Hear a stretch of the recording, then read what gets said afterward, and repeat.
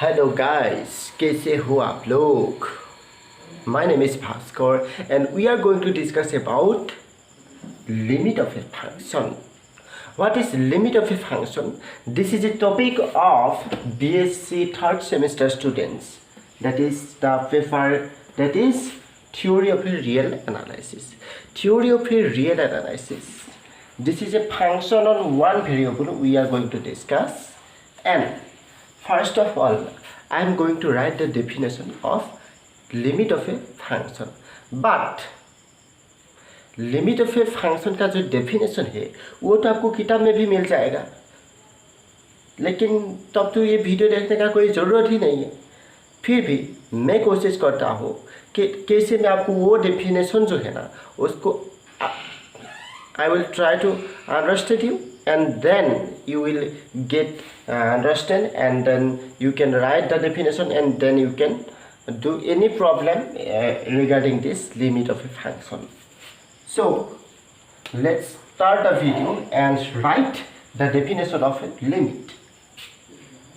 Let limit जो है ना वो एक फंक्शन का हम लिमिट पढ़ने जा रहे हो। सो फंक्शन जो है ना वो किसी सेट पे डिफाइन होना चाहिए, डिफाइन होता है। सो उस सेट को हमने मान लिया है let A B the set. So let A is a subset of R and C be a cluster point of A. हमने एक सेट मान लिया है वो जो है ना कैपिटल ए एंड उस वाला सेट जो है ना उस सेट के एक क्लस्टर पॉइंट हमने मान लिया है जिसको जो है ना सी को हमने ए वाला सेट का एक क्लस्टर पॉइंट मान लिया है। क्लस्टर पॉइंट जो है ना उसको डेफिनेशन आपको मिल चुका है लेक्चर नंबर 1 में पहला जो वीडियो है ना वहाँ पे जाके आपने अभी क्लस्टर पॉइंट का डेफिनेशन पहले समझ लीजिए, उसके बाद इस वीडियो को देखिए तभी आपको इस वीडियो को बहुत अच्छे से समझ में आएगा। तो क्लस्टर पॉइंट क्या होता है? वो क्लस्टर पॉइंट का मतलब होता है लिमिट पॉइंट। तो आपको वो वीडियो देखने से समझ में आएगा। तो let A is a subset of R and C be the cluster point of A.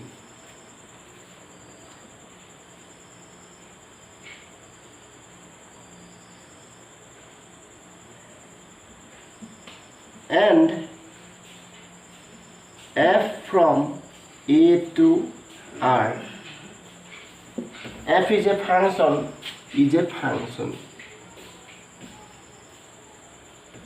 f is a function from a to r, f from a to r is a function.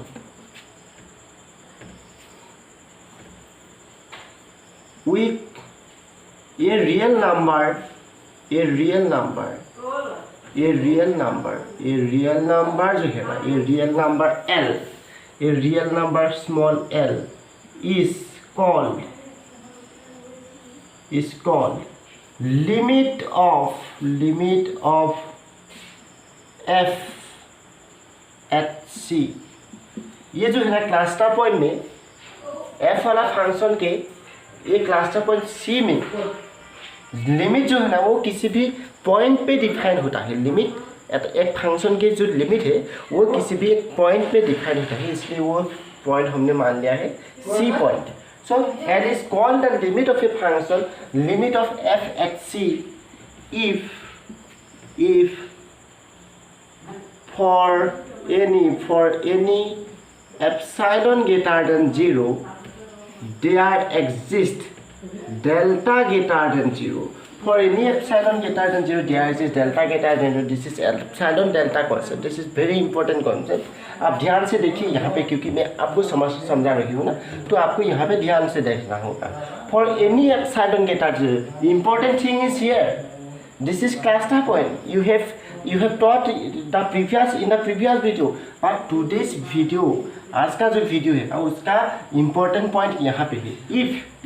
If cluster point सी में हम f वाला function के cluster point सी में f वाला function के l को हम limit कहेंगे।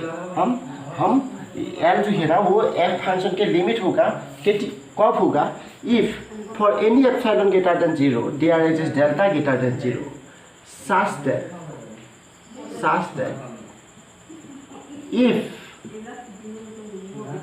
modulus of x minus c greater than 0 less than delta Clustal point होने के लिए यही डेफिनेशन था कि modulus of x minus c less than delta greater than 0 then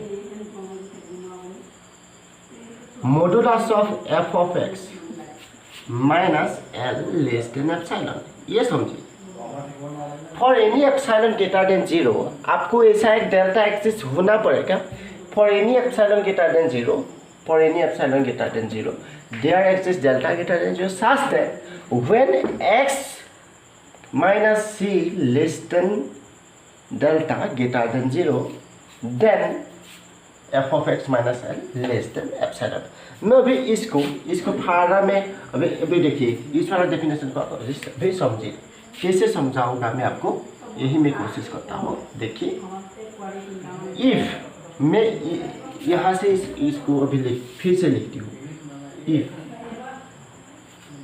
if modulus of x minus C less than delta इसका मतलब क्या होता है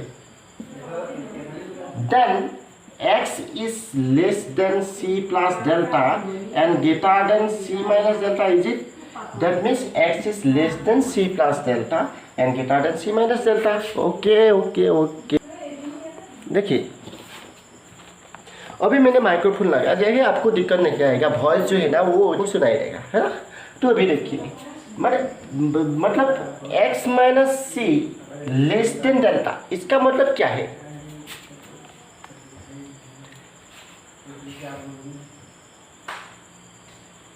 x माइनस सी less than delta x minus सी लेस देन डेल्टा इसका मतलब है x is greater than c minus delta less than c plus delta that means x जो है ना c माइनस डेल्टा से बड़ा होगा c प्लस डेल्टा से कम होगा एंड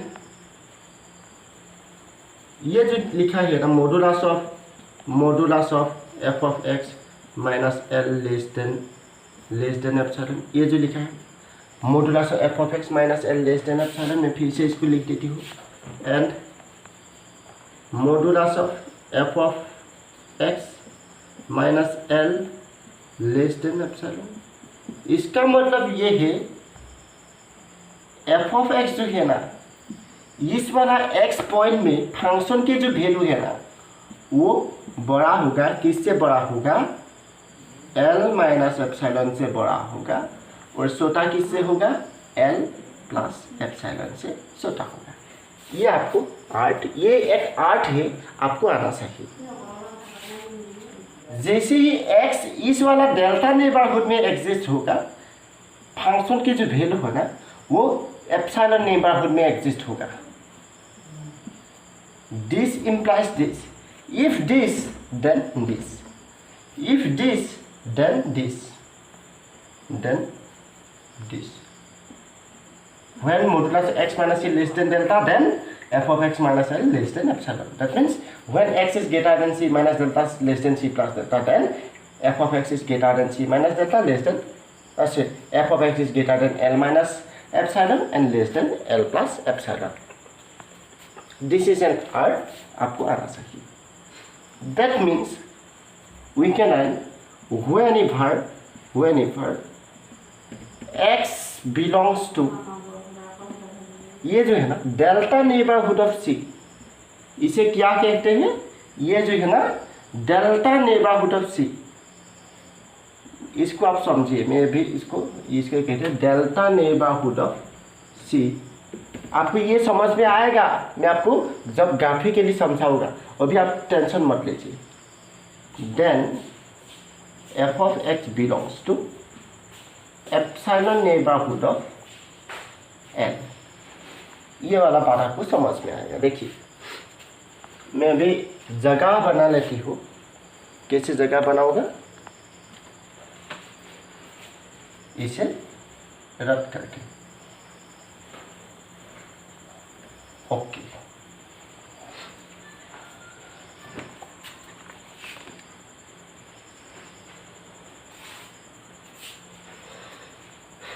इसलिए हम इसको भी okay whenever x belongs to delta neighborhood of C, f of x belongs to epsilon neighborhood of L. तो ये जो है ना कोऑर्डिनेट एक्सिस है, ये x o x dash y, ये f of x, ये x है, ये f of x है। ओके, अभी देखिए बात क्या है ना,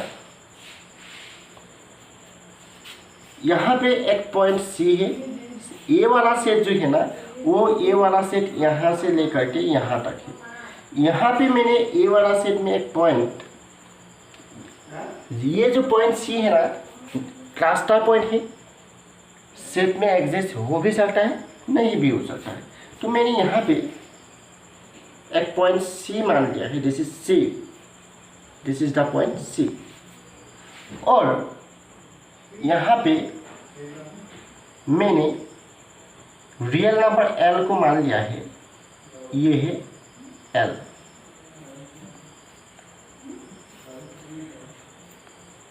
यहाँ पे x वाला वैल्यू है, every x values of this axis we will get f of x in this axis, on this axis, okay, but मतलब towards this axis, okay।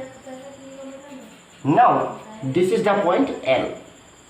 हमने for any epsilon neighborhood, for any epsilon greater than 0, you can take epsilon is equal to 0.5 also, you can take epsilon is equal to 0.1 also, you can take epsilon can be very small also, can be very large also। How you can choose that is epsilon? You can choose epsilon by any way.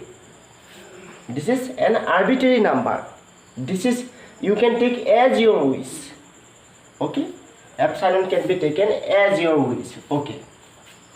तो यहाँ पे मैंने मान लिया है ये epsilon कोई भी एक पॉजिटिव नंबर है ग्रेटर देन 0, ये भी हो सकता है, ये भी हो सकता है, 0.005 भी हो सकते हैं, जैसे आप लेते हैं ऐसा।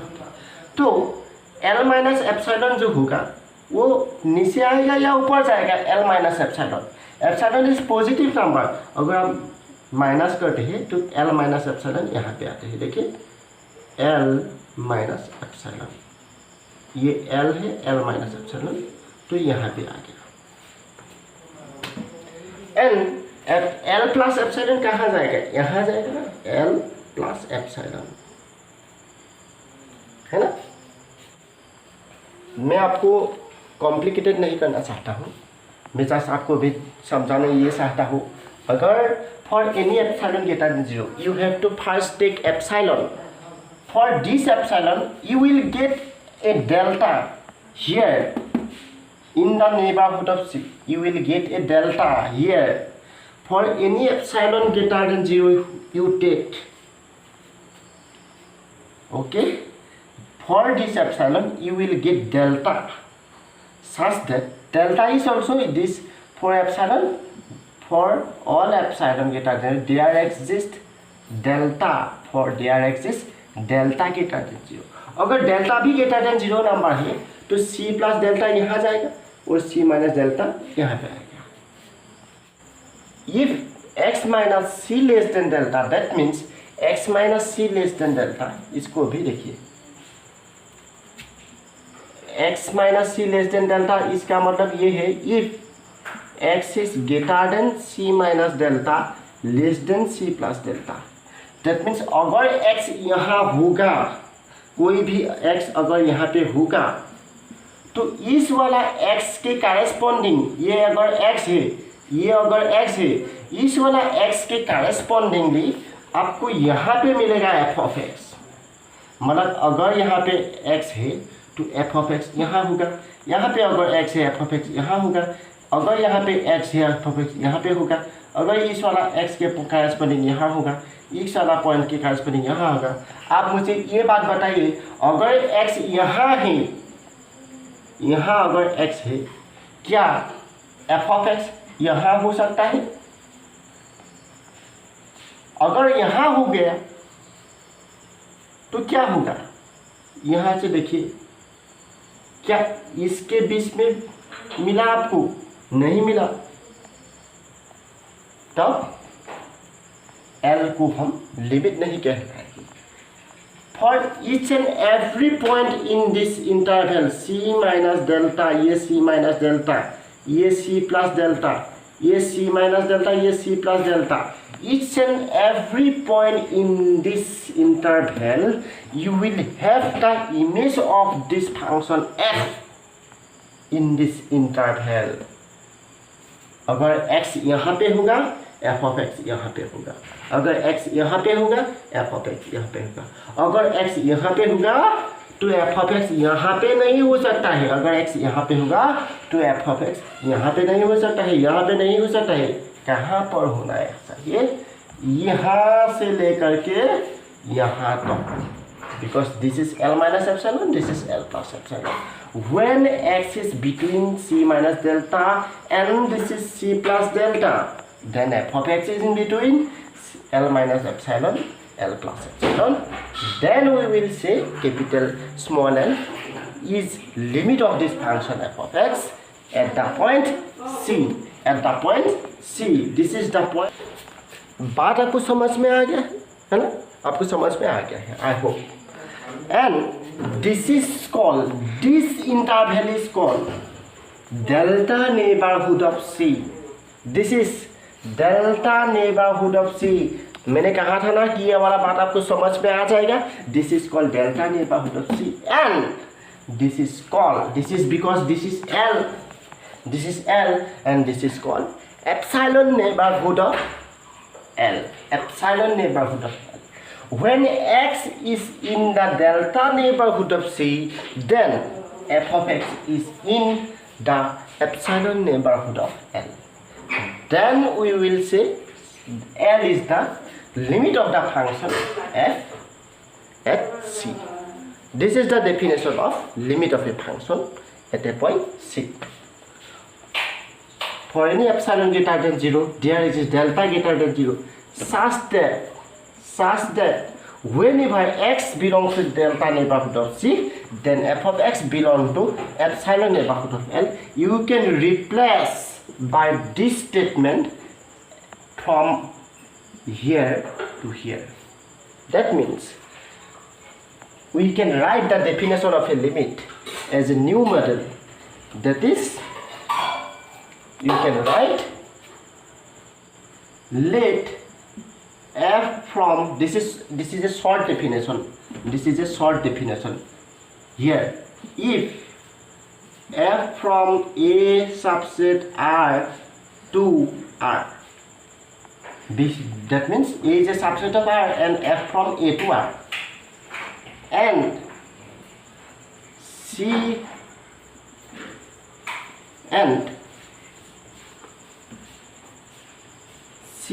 is a cluster point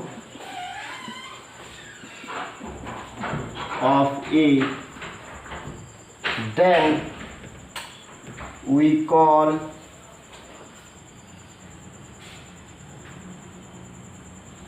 a real number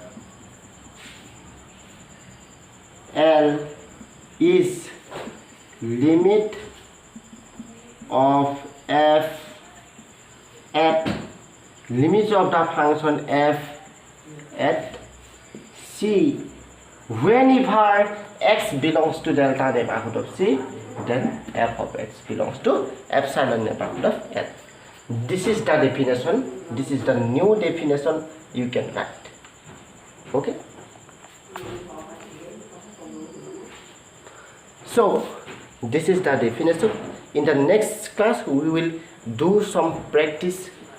We will do some practice of relating to this problem and relating to this limit concept. We will do some problem. Okay, we will find limit using this concept and we will show that L is a limit of this function.